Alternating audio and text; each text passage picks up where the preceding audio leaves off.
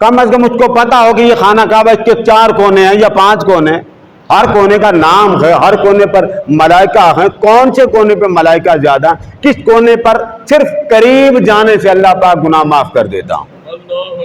حجر اسود کی اپنی فضیلت ہے، مگر پتا تو اتنا تو اس کو سدھ بدھ ہو کہ بھائی میں حج کرنے آیا ہوں، خرچہ کر کے آیا ہوں، بیگم کے لیے گھڑی لانی ہے، بچوں کی استری لانی ہے، جبہ لانا ہے، یہ بات کی بات۔ پہلے تو اس بات پر غور کریں کہ آپ کا حج قبول بھی ہوا ہے۔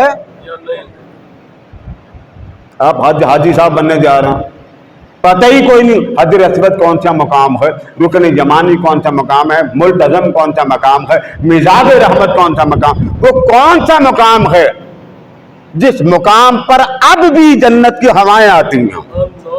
نہیں پتا۔ اب بھی، آج کیا تاریخ ہے؟ 26 اپریل، اب بھی جنت کی ہوائیں آتی ہیں۔ کب؟ حرم کعبہ کے اندر وہ مقام موجود ہے، نہیں پتا۔ اللہ کا دایاں ہاتھ آج بھی حرم کعبہ کے اندر موجود ہے، نہیں پتا۔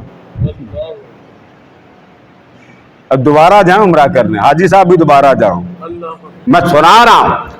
خانہ کعبہ کے اندر ایک مقام ایسا ہے، میرے آقا نے فرمایا وہ رب کا دایاں ہاتھ ہے۔ یمین اللہ فی الارض موجود، فرمایا زمین پر اللہ کا دایاں دست کرم موجود۔ جو بندہ وہاں ہاتھ رکھ دے وہ سمجھ لے کہ میں رب کے دست کرم میں ہاتھ دے کے آیا ہوں۔ نہیں پتا یہاں کتنے عمرے والے ہیں؟ پوچھیں، حاجیوں سے پوچھیں، میرے سامنے بہت بڑے حاجی بیٹھے ہو، نہیں معلوم، ان کا قصور نہیں، قصور میرا، بھائی میں ہی کہوں گا نا، آ جا کے میں نا سنایا کوئی نہیں، سنا کب آپ نے؟ ہم لوگ بیگم لانی ہو تو پوری نسلیں کنگال کے لاتے، ایسا ہی مصطفیٰ کا دین لانے کے وقت ہماری عقل پر پردہ آ جاتا، یہ ظلم خود کرتے ہیں۔